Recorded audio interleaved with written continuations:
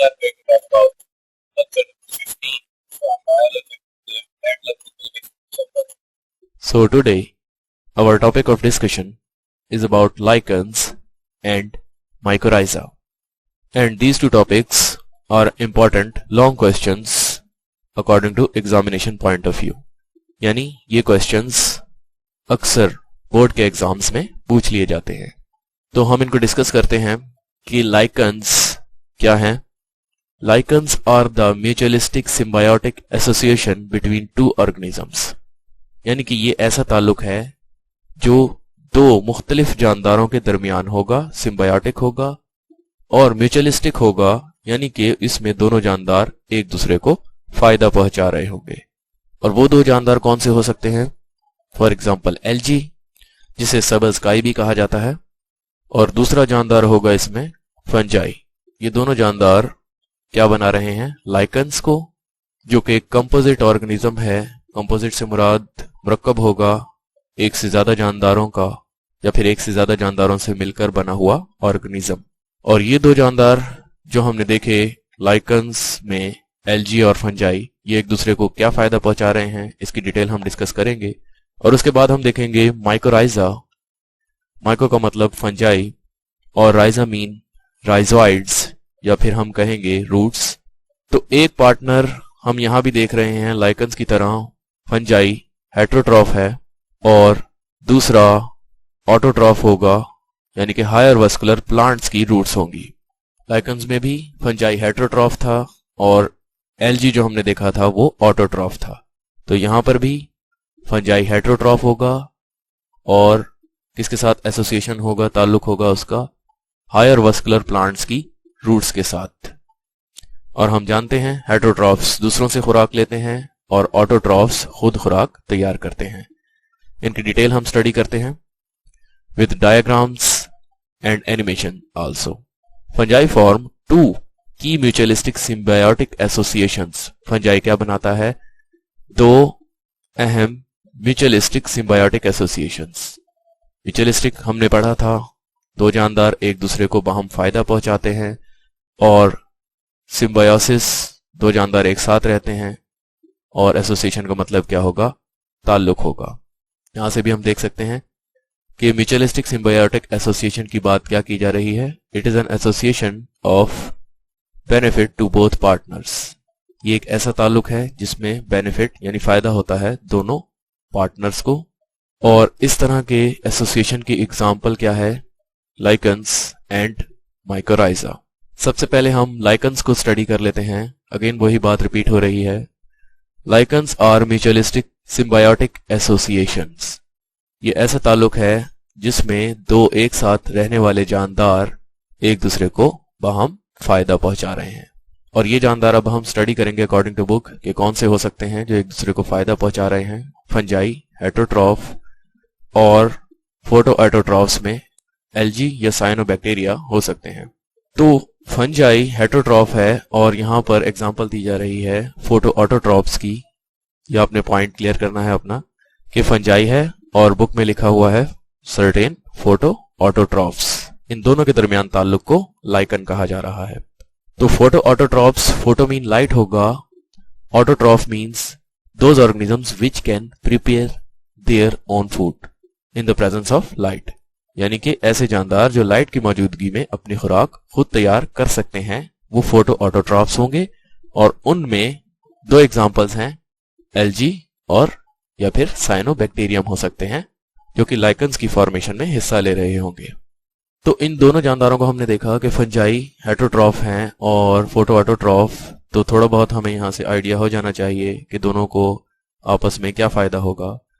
Fungi protection provide करते हैं अपने पार्टनर को, जो कि फोटो ऑटोट्रॉफ एल्गी या साइनोबैक्टीरिया हो सकता है। और बदले में फंजाई जो कि हेट्रोट्रॉफ हैं, तो एल्गी या साइनोबैक्टीरिया से ये फंजाई क्या हासिल कर सकते हैं? खुराक हासिल कर सकते हैं।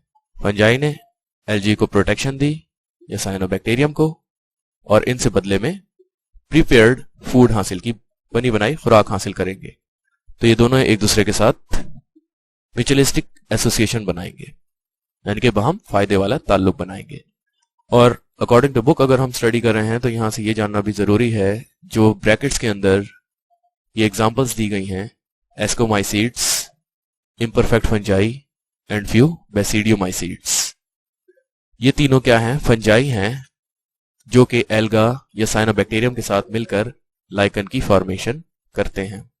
लेकिन फ्यू बेसिडियोमाइसीड्स की बात जो यहां पर लिखी हुई है, इसमें हम देख सकते हैं कि 15,000 स्पीशीज अगर लाइकन्स की मौजूद हैं, कितने? 15,000। एमसीक्यूज के पॉइंट ऑफ व्यू से ये बात इंपॉर्टेंट है। तो उसमें से 20 लाइकन्स की स्पीशीज ऐसी होंगी जिनमें एल्गा या साइनोबैक्टीरिया के साथ क्या हो सकता है? बेसिडियोमाइसीड्स, और ये क्या है? फंगस है। यानी कि 15,000 लाइकन्स की स्पीशीज में से सिर्फ 20 ऐसे हो सकते हैं जिनमें बेसिडियोमाइसीड फंजाई मौजूद हो सकता है। इसकी डायग्राम को देखने से पहले हम यहां से स्टडी कर लेते हैं कि most of the visible part of lichen, ज्यादा जो नजर आने वाला हिस्सा है किसका?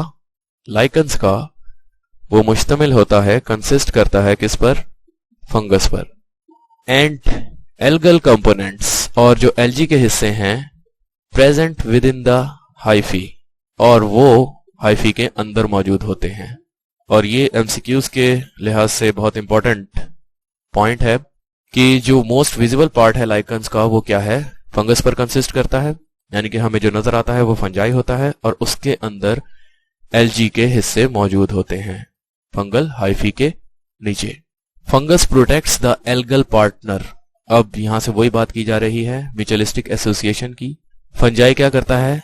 अपने एल्गल पार्टनर को प्रोटेक्ट करता है, उसकी हिफाजत करता है, फ्रॉम स्ट्रॉन्ग लाइट, तेज रोशनी से, एंड डेसिकेशन, और उसको खुश्क होने से बचाता है, एंड इटसेल्फ, और फंजाई अब क्या करता है हासिल?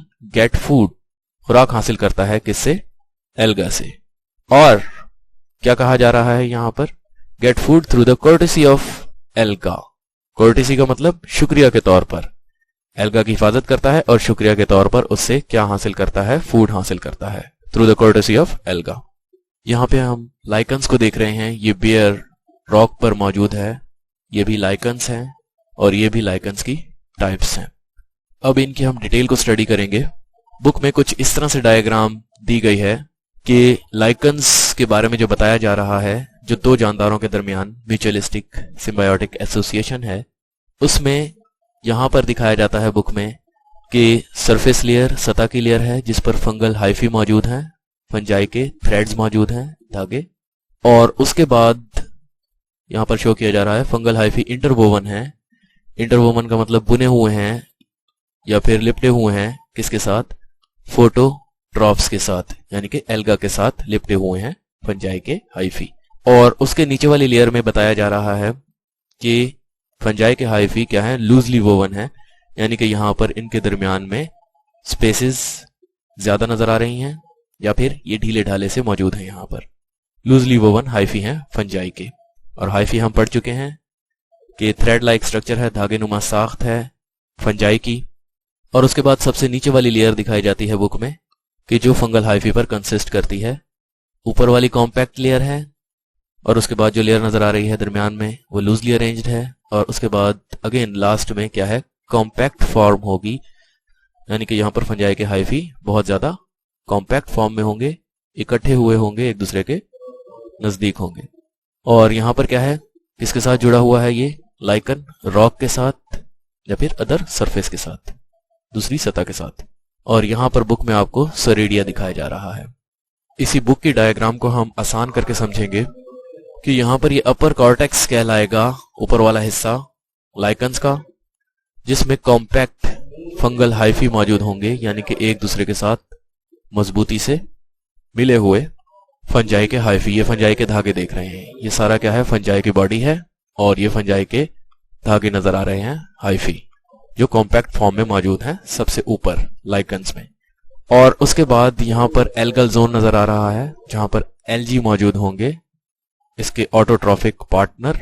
और यहां पर लिखा हुआ है एल्जी सेल्स हैं और फंगल हाइफी इंटरवोवन हैं, एक दूसरे के साथ बुने हुए या फिर लिपटे हुए हैं। उसके बाद दरमियान वाली लेयर मेड्यूला कहलाएगी। यहाँ पर हमें लूजली अरेंज्ड फंगल हाइफी नजर आ रहे हैं जिनके दरमियान में स्पेसेस ज्यादा हैं। उसके बाद हम देख रहे हैं कि लोअर कॉर्टेक्स यानी कि नीचे वाला हिस्सा जो होगा इसका, उसमें फिर से कॉम्पैक्ट फंगल हाइफी मौजूद होंगे और राइजॉइड्स या फिर राइजीन यहाँ पर इसके लिए, लाइकन्स के लिए अटैचमेंट का स्ट्रक्चर है जो इसको सबस्ट्रेट के साथ जुड़ने में मदद देता है। यहाँ पर हमने बुक की डायग्राम को एक्सप्लोर किया है कि किस तरीके से फंजाई कौन सी लेयर में एलजी के साथ मिले हुए हैं। हम सोरिडिया के बारे में भी जानेंगे जो बुक में लिखा हुआ है। ये एसेक्सुअल रिप्रोडक्टिव स्ट्रक्चर्स हैं। इस डायग्राम से हमें वाज़ेह हो रहा है कि ये सबस्ट्रेट है, ये लाइकन की बॉडी है थैलस, और इसमें सोरिडिया हमें नजर आ रहे हैं जो डिटैच हुए हैं, जो अलहदा हुए हैं। कहां से? लाइकन से। हमने पढ़ा था कि ये एसेक्सुअल रिप्रोडक्टिव स्ट्रक्चर है। तो ये जो दानेदार जर्रात हैं पाउडरी फॉर्म में जो हमें नजर आएंगे लाइकन्स पर, ये दानेदार जर्रात सोरिडिया या फिर सोरिडियम, अगर हम सिंगल पढ़ रहे हैं तो ये कंसिस्ट करता है किस पर? एल्गल बॉडी पर। यहां से लिखा हुआ नजर आ रहा है एल्गल बॉडी, और फंगल फिलामेंट्स यानी कि फंजाई के धागे जिन्हें हम हाइफी कहते हैं। यहां से हम इन सोरिडिया को देख लेते हैं कि ये जो व्हाइट कलर का यहां पर नजर आ रहा है ये क्या है? हाइफा है फंजाई का। फंजाई के फिलामेंट हैं जो किसके गिर्द लिपटे हुए हैं? एलजी के गिर्द लिपटे हुए हैं, और ये स्ट्रक्चर बना रहे हैं जिनको हम क्या कहते हैं? सोरिडिया। अब इनको एसेक्सुअल रिप्रोडक्टिव स्ट्रक्चर क्यों कहा जाता है? क्योंकि ये हाइफी और एलजी दोनों इसमें मौजूद हैं। यहां पर एल्गी स्फेरिकल फॉर्म में नजर आ रहा है, तो ये दोनों इसमें मौजूद हैं और हवा के जरिए ये डिस्पर्स होते हैं विंड के जरिए, और जहां भी ये जाते हैं तो सूटेबल कंडीशन हो, मॉइस्चर अवेलेबल हो, इनके मुताबिक टेम्परेचर सूटेबल हो, तो वहां पर जाकर ये ग्रो करना शुरू कर देते हैं एलजी और फंजाई एक साथ। यानी दूसरी जगह पर जाकर भी ये नए लाइकन्स को रिप्रोड्यूस करते हैं। तो ये क्या है? एसेक्सुअल रिप्रोडक्टिव स्ट्रक्चर हैं। तो लाइकन की बॉडी यहां पर मौजूद है, तो इन सोरिडिया के जरिए लाइकन्स दूर दूर तक फैल सकते हैं। जहां भी ये सोरिडिया जाएंगे वहां पर फंगल हाइफी ग्रो करना शुरू कर देंगे अगर एनवायरनमेंट में सूटेबल कंडीशन है वहां पर, और एलजी भी वहां पर मॉइस्चर एब्जॉर्ब करके ग्रो करना शुरू कर देंगे और नए लाइकन्स को बना लेंगे। So that's why it is a reproductive structure. इस सिंपल डायग्राम से भी हम फंगल हाइफी को देख रहे हैं, और उसके बाद इसके दरमियान में एल्गल सेल्स मौजूद हैं। तो मोस्ट विजिबल पार्ट जो होगा लाइकन्स का, ये पूरा एक लाइकन है, इसका मोस्ट विजिबल पार्ट कंसिस्ट करता होगा फंजाई पर जो हमें नजर आता होगा, और अंदर वाली साइड पर एलजी मौजूद होंगे। यहां से हम साइनोबैक्टीरियम को भी देख सकते हैं जो किसके हाइफी के साथ मौजूद हैं? फंजाई के, इन लाइकन्स। अब हम देख सकते हैं कि लाइकन्स कैन ग्रो, लाइकन्स जो हैं वो उग सकते हैं, ग्रो कर सकते हैं एट सच प्लेसेस, उन जगहों पर where neither of the component alone can. अब यहां तक बात का मतलब समझ लें कि लाइकन्स उन जगहों पर भी ग्रो कर सकते हैं at such places where neither of components alone can, यानी कि जहां पर जो हिस्सा है लाइकन का, फॉर एग्जांपल एलजी या फंजाई, अकेला ग्रो नहीं कर सकता। ना फंजाई वहां पर अकेले ग्रो कर सकते थे अगर उनके साथ एलजी ना होते उन्हें फूड प्रोवाइड करने के लिए, और एलजी भी वहां उस जगह पर जहां पर लाइकन्स ग्रो किए हुए हैं वहां पर ग्रो नहीं कर सकते थे अगर वहां पर फंजाई उनके साथ उनको हीट से या फिर स्ट्रॉन्ग सनलाइट से बचाने के लिए ना होते। तो उस जगह पर लाइकन्स ग्रो करते हैं जहां पर वो अलहदा उसके इंडिविजुअल ऑर्गेनिजम्स ग्रो नहीं कर सकते थे, और ये ग्रो कर सकते हैं even at harsh places such as bare rock. ऐसी जगह पर भी ग्रो कर सकते हैं जहां पर कंडीशंस हार्श होती हैं, शदीद होती हैं, जैसे कि एक बियर रॉक। ये बियर रॉक है जिस पर कुछ भी मौजूद नहीं है, उसको हम बियर रॉक कहेंगे, लेकिन उसके ऊपर क्या ग्रो किए हुए हैं? अब लाइकन्स। अब हम लाइकन्स की मॉर्फोलॉजी को स्टडी करेंगे।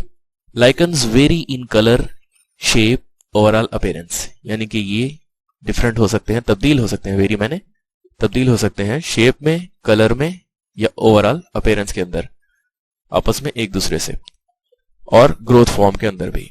दे are ecologically very important bio indicators. ये पॉइंट आपने समझना है। किसके बायो इंडिकेटर्स हैं? एयर पोल्यूशन के। अगर हम बायो इंडिकेटर्स की बात कर रहे हैं तो बायो इंडिकेटर्स में हम दो चीजों को देख रहे हैं। बायो मीन लाइफ होगा, इंडिकेटर्स मीन इंडिकेट कर रहे हैं या फिर बता रहे हैं हमें किसके बारे में? हवा की आलूदगी के बारे में। तो लाइकन्स हमें कैसे हवा की आलूदगी के बारे में बता सकते हैं कि जैसे ही हवा में हैवी मेटल्स मौजूद हों या फिर कोई टॉक्सिक एलिमेंट मौजूद हो तो लाइकन्स की ग्रोथ रुक जाती है या फिर इनकी तादाद कम होना शुरू हो जाती है। और डिफरेंट कलर चेंजेस के थ्रू भी ये हमें बता सकते हैं कि हवा में क्या मौजूद है? पोल्यूशन मौजूद है, कोई हैवी मेटल मौजूद है। तो इस तरह से लाइकन्स क्या हुए? दे आर बायो इंडिकेटर्स, हवा में मौजूद आलूदगी का पता लगाने वाले। अब अगर हम मॉर्फोलॉजी के हवाले से देखें तो हम ग्रोथ फॉर्म्स ऑफ लाइकन्स को देख रहे हैं। सबसे पहले क्रस्टोस लाइकन्स के बारे में स्टडी करेंगे। क्रस्ट का मतलब ही होगा क्रस्ट से मिलता जुलता, यानी कि जमीन की ऊपरी सतह। इससे मिलते जुलते लाइकन्स को हम क्या कहेंगे? क्रस्टोस लाइकन्स। अब हम इसकी डेफिनेशन को देख लेते हैं। बुक की डायग्राम में क्रस्टोस लाइकन्स को कुछ इस तरह से लिखा हुआ है, जो एग्जामिनेशन पॉइंट ऑफ व्यू से इसकी डिटेल जानना जरूरी है। The lichens grow tightly attached to rocks, यानी कि ऐसे लाइकन्स जो कि मजबूती के साथ जुड़े होते हैं पत्थरों से या फिर ट्री ट्रंक्स से, यानी कि दरख्तों के धड़ या फिर तने के साथ क्या होंगे? टाइटली अटैच्ड होंगे, मजबूती से जुड़े हुए होंगे ऐसे लाइकन्स। इसकी एग्जांपल क्या है? रामालीना। ये क्रस्टोस लाइकन्स नजर आ रहे हैं और डिटेल देखने के लिए इस डायग्राम से भी हम क्रस्टोस लाइकन्स को देख सकते हैं, जहां पर एल्गा मौजूद है और फंगल हाइफी, और किसके ऊपर मौजूद है? सबस्ट्रेट के ऊपर, अंडरलाइंग लेयर के ऊपर। इसके बाद हम फोलियोस लाइकन्स के बारे में देखेंगे। फोलियोस का मतलब ही होगा कि leaf like. These are leaf like, for example basidia and लेकनार।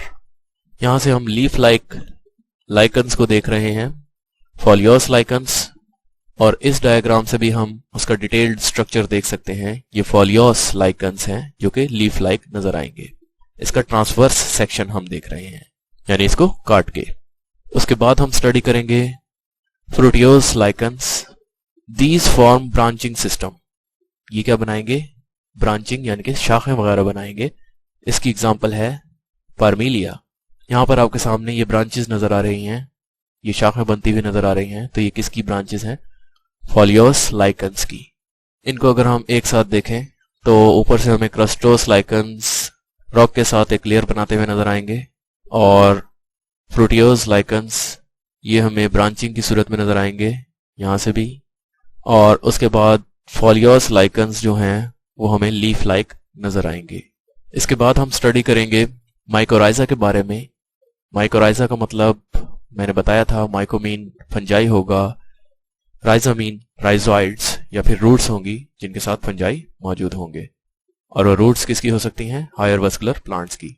इनमें हम देखेंगे कि म्यूचुअलिस्टिक एसोसिएशन है, वहां फायदा पहुंचाने वाला ताल्लुक है किसके दरमियान में? कुछ फंजाई के दरमियान में, और roots of higher vascular plants के दरमियान में।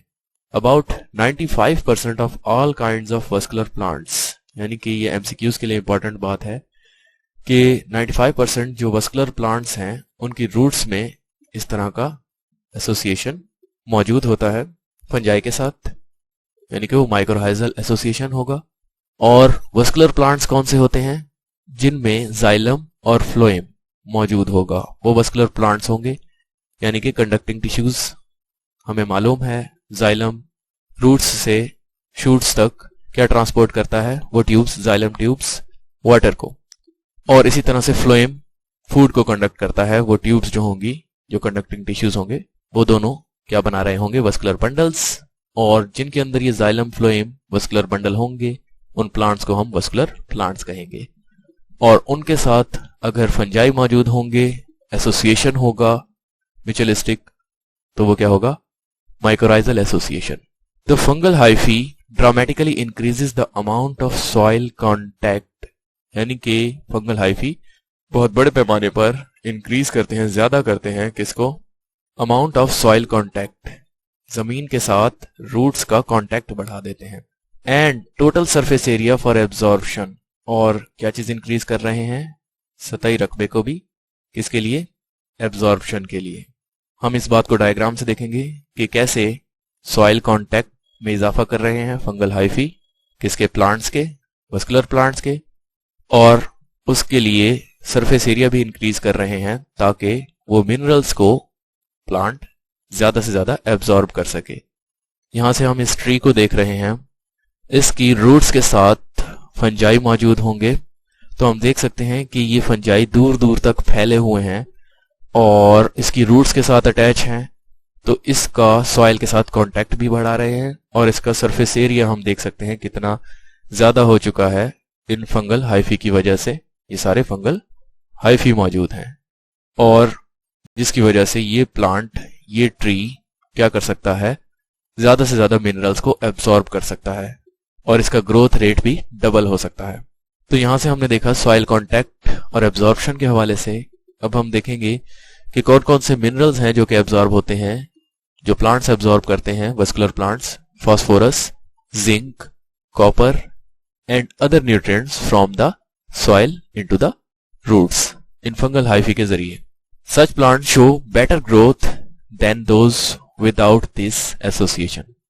इस तरह के पौधे बेहतर ग्रोथ शो कर सकते हैं, किसकी निस्बत, उन पौधों की निस्बत जो इस एसोसिएशन के बगैर होते हैं, without this association. The plant on the other hand supplies organic carbon. अब प्लांट क्या देता है उन फंगल हाइफी को, organic carbon, for example glucose.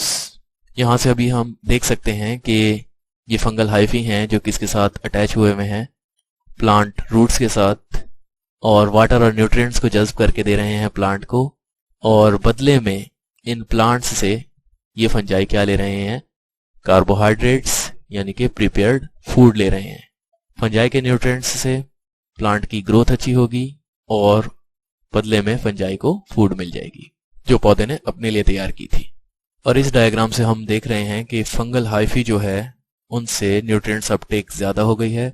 For example phosphate और नाइट्रेट्स वगैरह जो है वो एब्सॉर्ब किए जा रहे हैं फंगल हाइफी के जरिए, और ये फंगल हाइफी ये न्यूट्रिएंट्स किसको दे देगा, प्लांट की रूट्स को।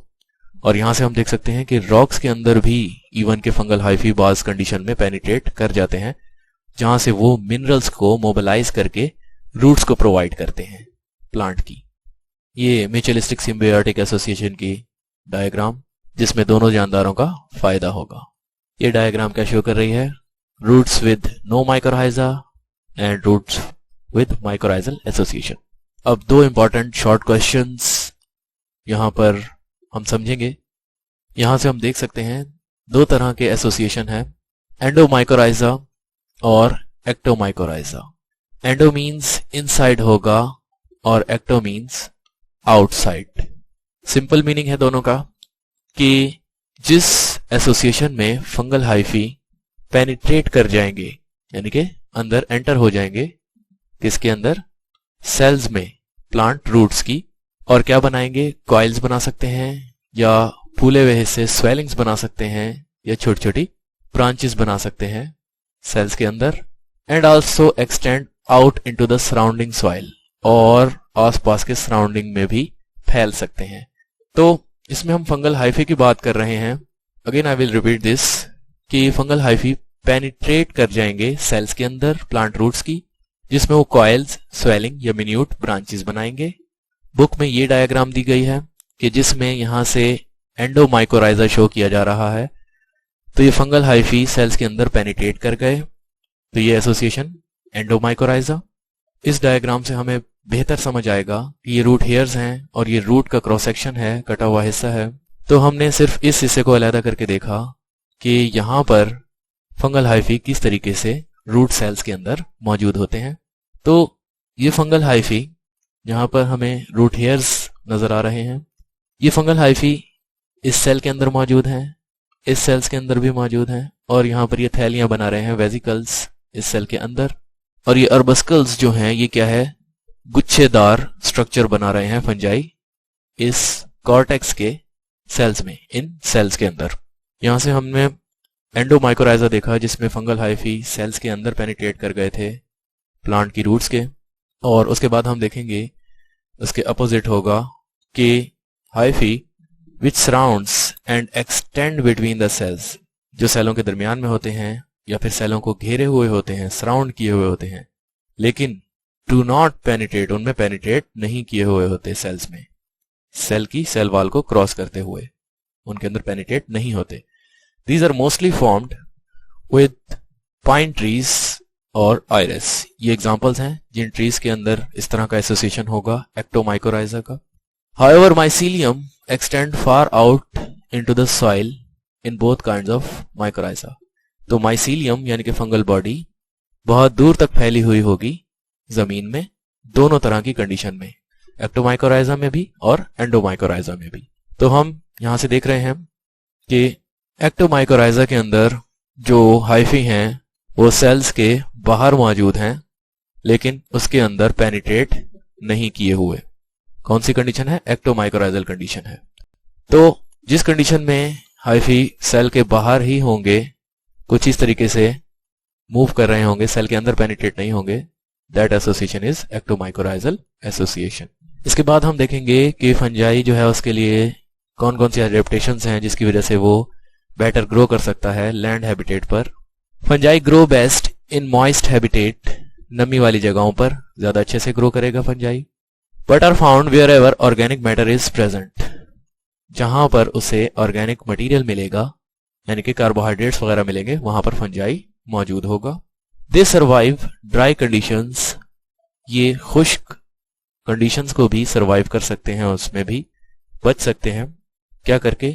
रेस्टिंग स्टेज में जाकर। और रेस्टिंग स्टेज क्या होती है इनकी? रेजिस्टेंट स्पोर्स होते हैं, ऐसे स्ट्रक्चर्स होते हैं जो कि रेजिस्ट कर सकते हैं, मुजाहमत पेश कर सकते हैं अगेंस्ट एनवायरमेंटल हार्श कंडीशंस।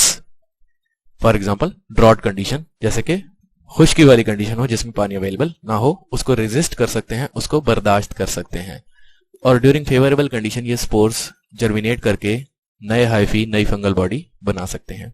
इसके बाद हम देखेंगे they can tolerate wide range of pH from 2 to 9।